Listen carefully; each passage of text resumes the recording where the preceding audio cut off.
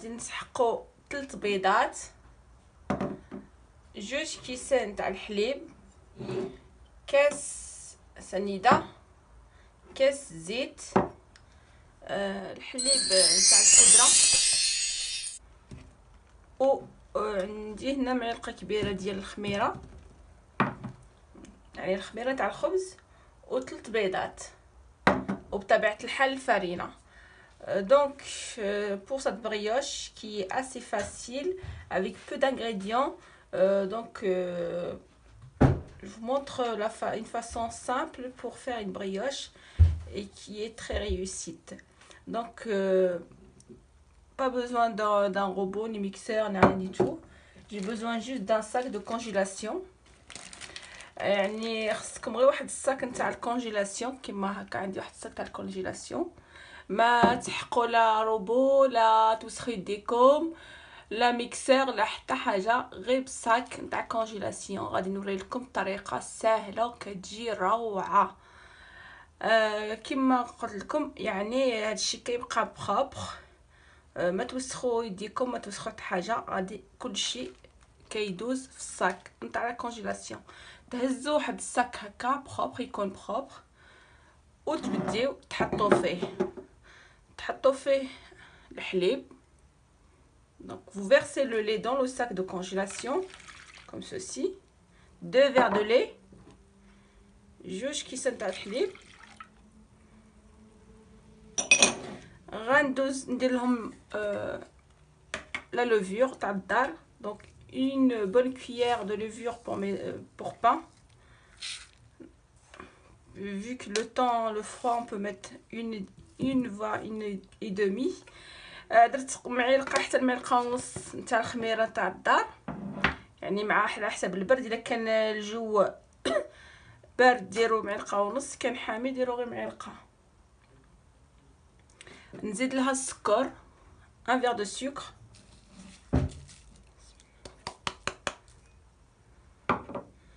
ونزيد لها كاس تاع السكر تاع الزيت، 1 verre d'huile.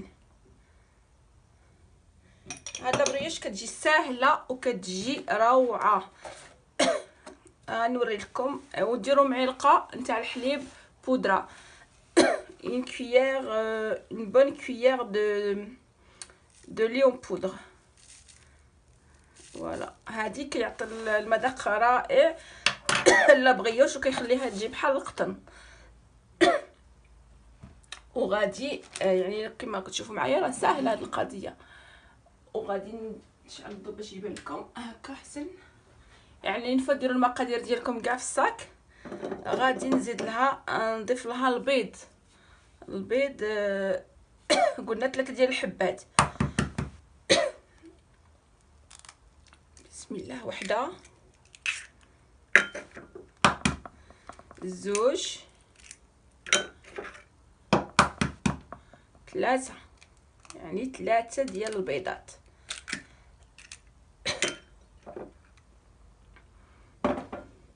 غادي نضيف لهم الفرينه على حساب كل وحده والنوع نتاع الفرينه ديالها. على حسب نقول لكم شحال. انا غادي ندير 2 نتاع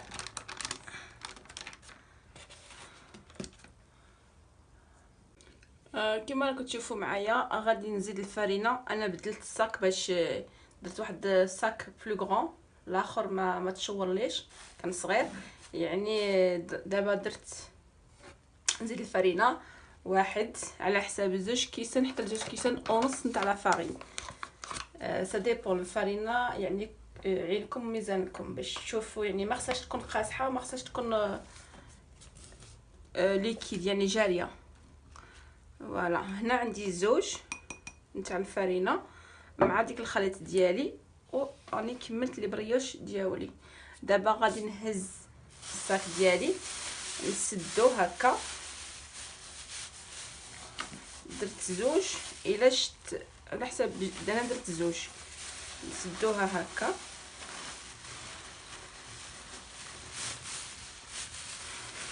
نبلعو مزيان ونبقاو نخلطو، يعني بطريقه سهله. نخلط اولا، يعني غندير 3 نتاع لا فارين. سا ديبون كل واحد يعني عندكم ميزانكم تخدموا كتشوفوا واش خاصاتكم لا فارين ولا لا.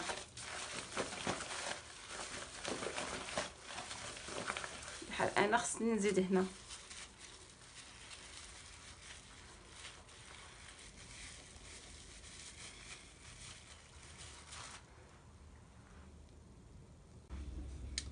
كما راكم تشوفوا معايا لا بريوش ديالي خمرت، ودابا غادي نديرو في البلان طرافاي لا فارين، وغادي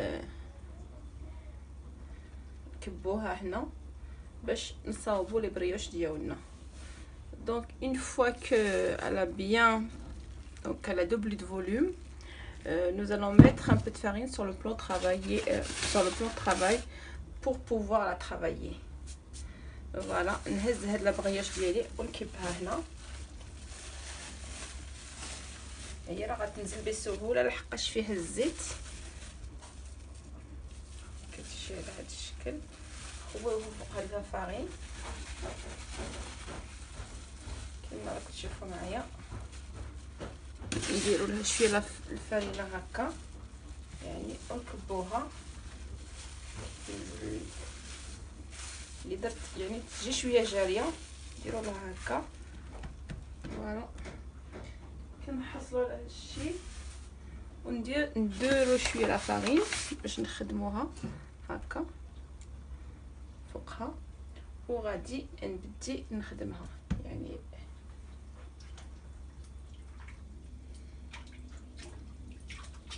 هذيك في البوبيل.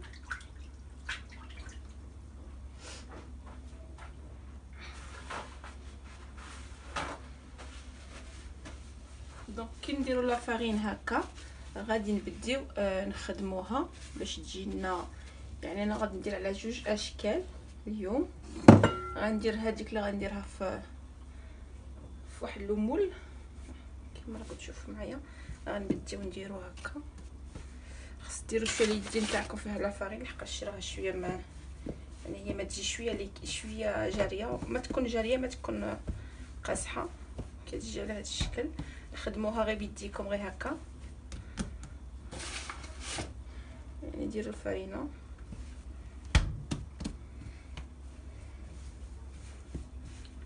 شي حاجه خفيفه وصافي ماشي هكا pour la dégazer en même temps. فوالا وغادي نبدي نقطع فيها.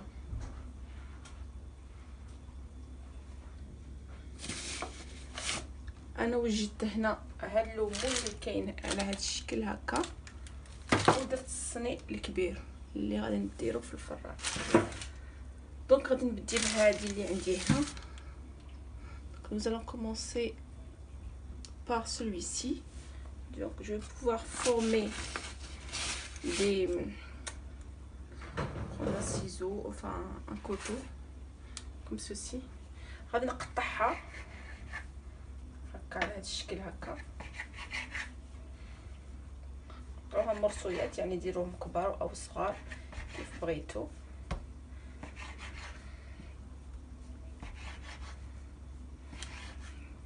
هذا الشكل هكا قطعوهم. يعني si vous voulez des grandes vous faites des grandes, si vous voulez des petites ben vous faites des petites. Voilà. Et après vous travaillez نديرو هكا يعني على هذا الشكل.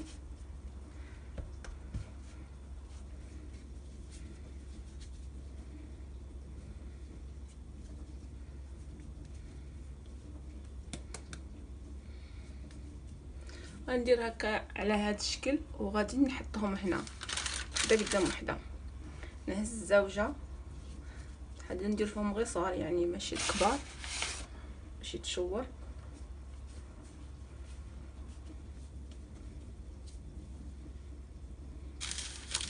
زوج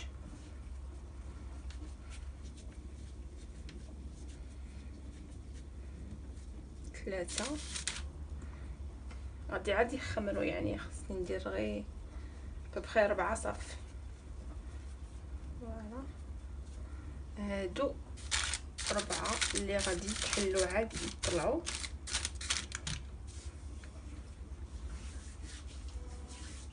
4 نتاع الكويرات اللي درت في هذا، وغادي نخليهم على جنب حتى يطلعوا. باقي لي هادو اللي غادي يعني نجمعهم في الاول. كنجمعهم هما حتى هما هكا دويرات. هي لا بغياش خصها تجي شويه، ما تجيش قاصحه، سينو ما غاديش تجي لكم يعني مورقه بحال القطن. خصها ضروري تجي هكا كولونط اوبليجي باش تساعد لكم. يعني هي في الخدمه شويه واعره، مي غتخرج روعه. يعني غادي نستمر على هذا الشكل، غادي ندير كلشي هكا وغادي نولي معكم باذن الله. صحابتي اللي كنت نفيلمي ساعه ما بقيتش نفيلمي، سمحوا لي يعني بديت ديجا. غادي نوري لكم حتى شفت الكاميرا تنطفات. يعني كديروا هكا تمشيوهم واحد شويه كما راكم تشوفوا معايا، غير شويه هكا. كنجيب شويه الزبده هكا ونديرها هنا، نمشيها من بارتو وندور. يعني نبقى ندور هكا على هذا الشكل يعني، ونبقى نمشيها يعني نجبد فيه. Donc je pensais que j'étais en train de filmer, en fin de compte bah non. Puis bah, c'est pour ça que j'ai commencé. Puis là je vous montre à nouveau comment on fait. Donc vous mettez un peu de beurre autour, vous enroulez et vous faites une sorte de, voilà, vous essayez de tourner pour que ça fasse comme une sorte de tresse. Puis vous faites un rond comme ceci et puis un nœud. Donc le nœud comme ça. غادي نخرج داك هكا، يعني بحال ديروا واحد العقده وهكا كيجي على هذا الشكل. تلصقوه هكا وكيجي على هذا الشكل. نحطوه هنا هكا، نخليوه في واحد الصينيه باش يطلع. نعاود معكم وحده باش تفهموا. Donc vous prenez une brioche, vous étalez comme ceci, un petit peu, pas trop. Vous prenez du beurre, vous étalez par dessus. تهزوا الزبده وغديروها فوقها. هاد الزبده يعني هي اللي تعطي لها ديك تجي مورقه كما راكم تشوفوا. وغادي نبدي نطوي هكا، يعني ساهله يعني هكا. une fois que تكونوا طويتو تبقاو تجبدوا فيه هكا. une fois que vous pliez donc sorte de comme ceci, donc vous allez essayer de faire d'enrouler sur les deux côtés pour former comme une tresse. voilà هكا. حنا بحال غتضفروه تلويوها لو سونس كونطرير، وكتجيو هنا وديروا واحد العقده بحال تعقدوها. وهذاك النص اللي خرج منه هنا غادي نخرجوا لتحت، نلصقوا لتحت، والاخر بالجهه الاخرى. يعني شي حاجه سهله وكتجي في المنظر كتجي روعه كما هكا. فوالا نحطها هنايا وغادي نستمر حتى نكمل كاع الكميه ديالي ونولي معكم باذن الله. كما راكم تشوفوا معايا درت الشكل هذا الشكل هكا، درت هذاك اللي كيكون في المول، وبقاو لي هاد الزوج باغيه نديرهم في هادو يعني دهنوهم بالزبده شويه او الزيت، وغادي ندير فيهم الشكلاط غير باش نوريكم. يعني هل بغيتوش تقدروا تنوعوا فيهم، ديروهم اي نوع بغيتو، ديروا فيهم لا كونفيتور ولا ديروا فيهم الشوكولا، اي حاجه عندكم باغيين ديروا فيهم كيجيو. وإلا ما عندكمش ديروا غير بحال هكا، يعني الزبده داخل كتجي مرقه وكتجي رائعه. اذا هادو زوج غادي ندير فيهم الشكلاط، نبداو هما نقرصهم هكا شويه. نشد الشكلاط ديالي هذا فيه نوازيت، نديرهم هكا ونسد عليهم. يعني شي حاجه سهله هكا. وغادي نخليهم هنا حتى يطلعوا ونقرصهم. voilà. Donc voilà les filles, comme je vous disais, j'ai fait 3 sortes de brioches. Avec cette pâte de brioche, vous pouvez faire ce que vous voulez avec. Vous pouvez mettre le Nutella, vous pouvez mettre la confiture, ce que vous aimez. vous pouvez les laisser nature. Vous pouvez faire tout avec cette pâte. Donc moi j'ai fait celle-ci dans un moule carré. Ensuite j'ai fait des anneaux comme ceci. Et là j'ai fait dans des petits moules à quiche. Voilà, vous voyez là.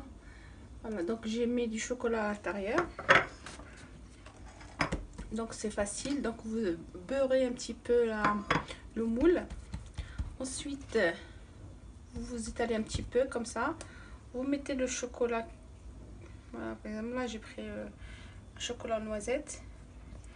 Et c'est tout. Vous fermez. Vous retournez la pâte comme ceci. Et vous la laissez. Voilà.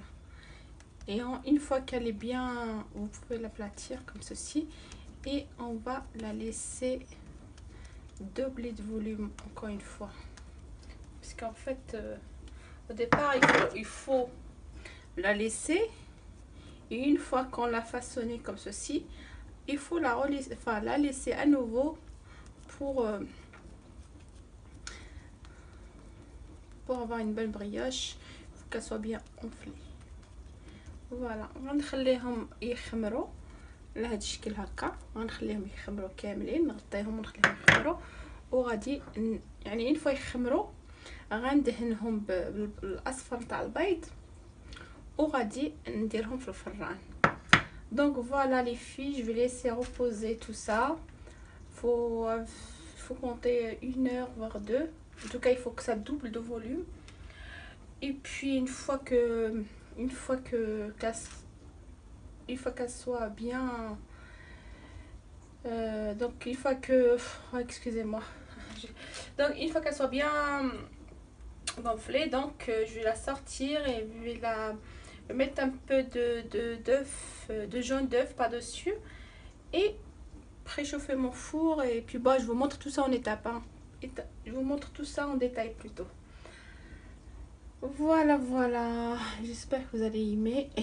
Et puis je vous dis à tout de suite. فوالا كما راكم تشوفوا معايا لي بريش ديالي كيجيو على هذا الشكل هادي. درت هادو فوالا كما راكم تشوفوا لي بريش ديالي طلعوا ودرت لهم الاصفر تاع البيض مع شويه نسكافيه والفوق زوقتهم داك السكر اللي كيقولوا له لي بيرل دو سكر، يعني واحد السكر تاع الحلويات اللي كيجي هكا على الشكل. وهادو يعني خمروا حتى هما درت لهم هكا. وعندي هادو تاع الشكلاط. Voilà. Donc les filles, comme je disais, mes brioches donc elles ont de volume. Je les ai donc j'ai pris un jaune d'œuf avec un peu de Nescafé, une demi-cuillère de Nescafé bien mélangée.